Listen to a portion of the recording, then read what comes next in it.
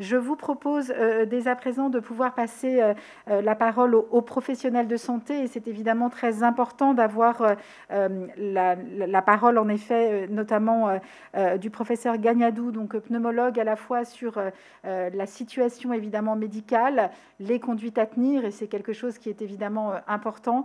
Donc je vous passe de suite la parole et je vous remercie pour votre présence. Merci, Madame la directrice. Donc, bonsoir à Mesdames et Messieurs.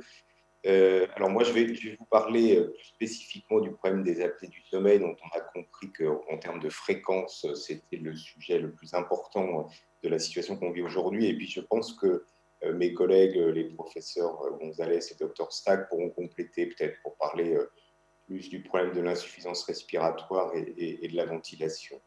Je vous laisse passer les diapos, la suivante. Alors, simplement pour replacer les choses dans leur contexte, la maladie dont vous souffrez, pour ceux qui nous écoutent ce soir, les apnées du sommeil, c'est une pathologie très fréquente. On estime 400 millions d'individus dans le monde potentiellement touchés par les apnées du sommeil, qui est caractérisée, comme c'est illustré ici, par une fermeture répétée de la gorge pendant le sommeil, qui survient à une période où vous êtes endormi, donc vous n'allez pas vous rendre compte de ça, vous n'allez pas être conscient de ça.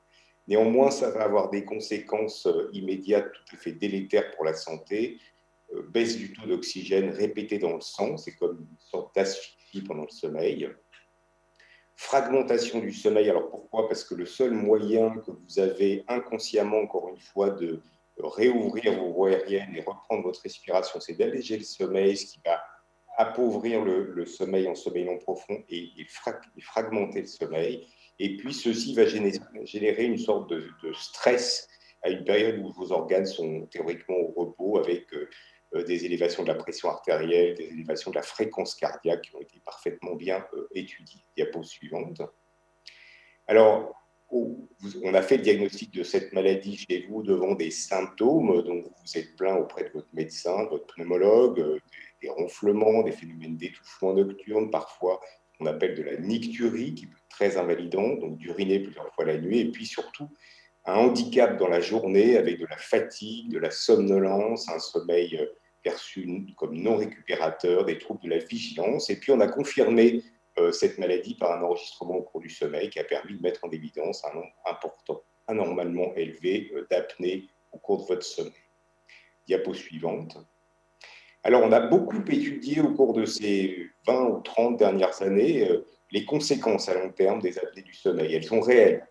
Il y a une conséquence qui est liée aux troubles de la vigilance, à la somnolence la journée, c'est le risque accidentel. Donc, il faut retenir que les apnées du sommeil multiplient par 2 à 3 le risque d'accident de la voie publique, d'accident automobile, et puis ce sont des accidents plus graves, malheureusement, accidents par endormissement, donc sans réflexe de freinage, avec des dommages corporels plus importants.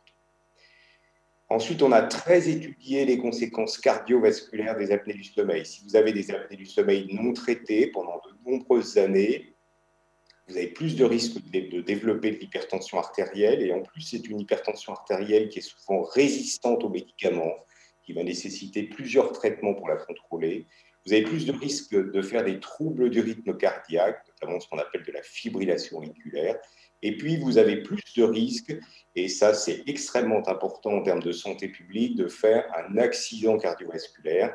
Et sous ce terme, on entend les accidents cardiaques, infarctus et les accidents vasculaires cérébraux, dont vous connaissez probablement les conséquences en termes de handicap en particulier. Diapo suivante. Alors, heureusement, il y a une trentaine d'années maintenant, il y a un traitement qui a été inventé, qui est donc la pression positive continue, qui est un traitement finalement assez simple de principe, qui consiste à insuffler de l'air sous pression dans la gorge, comme c'est illustré sur cette figure, de manière à s'opposer à cette fermeture de la gorge pendant le sommeil.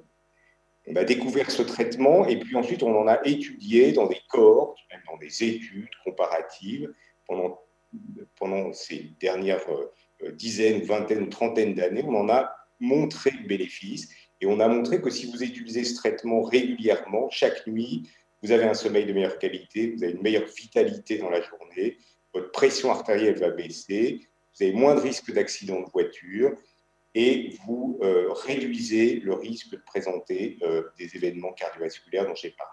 Diapo suivante.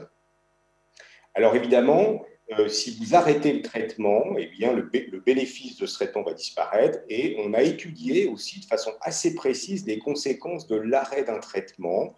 Ça a été étudié bien sûr dans un cadre extrêmement réglementé de recherche clinique. Qu'est-ce qui se passe si vous arrêtez le traitement? En quelques jours, la somnolence réapparaît, et puis en quelques jours également, votre pression artérielle va réaugmenter, votre fréquence cardiaque va augmenter, et ça a d'autant plus d'importance chez un patient qui a déjà une pathologie cardiovasculaire comme de l'hypertension artérielle. Et puis à plus long terme, eh bien, si vous arrêtez le traitement, eh bien, votre risque d'accident de la voie publique réapparaît. Évidemment, c'est particulièrement critique pour des patients dont la profession est de conduire. Et puis, le risque cardiovasculaire réaugmente, et vient d'être publiée une étude basée sur les données de l'assurance maladie qui confirme qu'arrêter le traitement par pression positive continue est associé dans les années qui suivent à un sur-risque de problèmes cardiaques. Diapo suivante. Donc voilà, on a clairement la certitude que les apnées ont des conséquences, on a clairement la certitude que le traitement qu'on a développé, la pression positive, améliore et réduit les risques liés à cette maladie. Et on a également étudié les conséquences potentielles, on a pu les mesurer d'un arrêt de traitement. Aujourd'hui, comme ça a été dit plus tôt, on a un risque potentiel putatif qui a été suggéré de cancer. La seule étude dont on dispose aujourd'hui pour évaluer la réalité de ce risque en vie réelle, c'est une étude de cohorte canadienne. Je vous l'explique en quelques mots parce que vous n'avez peut-être pas l'habitude de regarder ce type de figure. C'est une cohorte de patients au Canada qui est suivie depuis de nombreuses années. Pratiquement 7000 patients qui sont traités par pression positive continue depuis 7 ans. Et on a regardé, on a séparé les patients qui avaient été traités pendant cette durée par des appareils Philips. Vous voyez, ils sont 1220, à peu près 25% de ces patients, et les autres par des appareils non Philips. Et on a regardé dans cette cohorte qui est suivie année après année l'incidence des cancers. Ce que vous voyez, c'est que malheureusement, plusieurs de ces patients ont développé un cancer. On est tous malheureusement à risque de développer un cancer avec les années passant, mais ce que montrent ces courbes, c'est que le risque n'est pas différent chez les patients qui étaient traités par une machine Philips de ceux qui étaient traités par une machine non Philips. Les courbes sont toutes superposées les unes aux autres et il n'y a pas de sur-risque de cancer. Donc la seule étude objective publiée dans une très très bonne revue de pneumologie aujourd'hui qui permet d'évaluer ce risque en vie réelle ne montre pas de sur-risque à l'exposition des machines Philips. Voilà, donc ce que vraiment je tenais à montrer, c'est de bien prendre en compte les conséquences de la maladie, les bénéfices attendus du traitement, le risque potentiel de l'arrêt de traitement, et en face de cela, un risque potentiel vis-à-vis duquel aujourd'hui, en particulier pour le risque de cancer, on n'a pas de preuves formelles en vie réelle. Voilà, je vous remercie pour votre attention et je laisse peut-être Jésus Gonzalez ou Bruno Stack compléter ce qu'ils souhaitent vous dire en plus de ce que je vous ai raconté là. Merci beaucoup pour votre intervention. Ce que je vous propose, sauf si évidemment à la fois le professeur Gonzalez et le docteur Stagg veulent tout de suite intervenir, sinon on pourra le faire au moment des questions-réponses, hein, et nous avons beaucoup de questions, et ce qui est très bien, ce qui va permettre en effet de pouvoir à nouveau mobiliser les éléments de réponse et notamment face à ces interrogations. Donc merci à toutes et tous, hein, à chacun et chacune d'entre vous pour vos interventions. Comme cela a été rappelé à la fois par les patients et à la fois par les professionnels de santé, il est important, hein, vous ne devez pas arrêter votre traitement, c'est vraiment quelque chose qui est évidemment majeur. Pour autant, et comme je l'ai déjà dit, les investigations continuent et elles se doivent de continuer, notamment sur l'analyse de risques, des risques potentiels. Cela vient d'être présenté par le professeur Gagnadou, et c'est dans ce cadre que nous allons réunir prochainement ce que nous appelons dans notre jargon un comité scientifique temporaire. C'est un comité d'experts qui est à la fois composé d'experts professionnels de santé, d'experts également patients, donc avec le savoir expérientiel du patient, de scientifiques, pour permettre en effet de faire à la fois un état des lieux de tout ce que nous connaissons également d'évaluer évidemment les risques potentiels liés à l'utilisation de ces machines et, si nécessaire, de faire évoluer les conduites à tenir. À la fois une dimension nationale, puisque, comme vous l'avez vu, nous avons, et on y reviendra juste après, nous avons en effet l'existence de nombreux professionnels de santé, de scientifiques, de bases de données aussi, qui peuvent être mobilisés, mais aussi une dimension internationale, une dimension européenne, puisque cela a été dit précédemment dans les premières slides de la présentation. En effet, c'est une dimension internationale. Il y a une task force européenne qui est mobilisée et c'est important de pouvoir partager à la fois aussi en termes de données qui existent, en termes de bases de données, mais aussi sur les mesures mobilisées et également avec nos homologues au niveau des États-Unis avec la FDA. Donc ce comité d'experts va être mis en place rapidement pour faire l'analyse, continuer l'analyse de la situation et mobiliser ce qui est possible.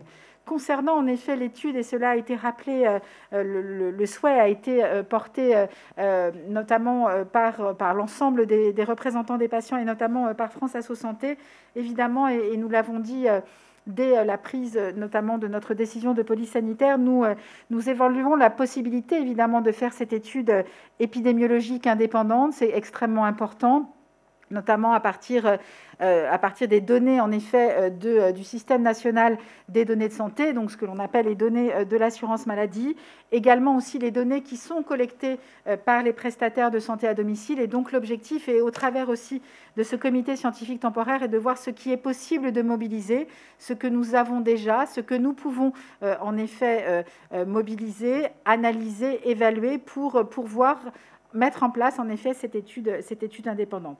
Donc vous le voyez, à la fois cette dimension d'information, cette dimension en effet de dynamique de remplacement qui est indispensable, de coordination entre l'ensemble des acteurs et de poursuite des investigations sur les risques potentiels pour adapter en permanence la conduite à tenir avec évidemment cette information indispensable pour les patients.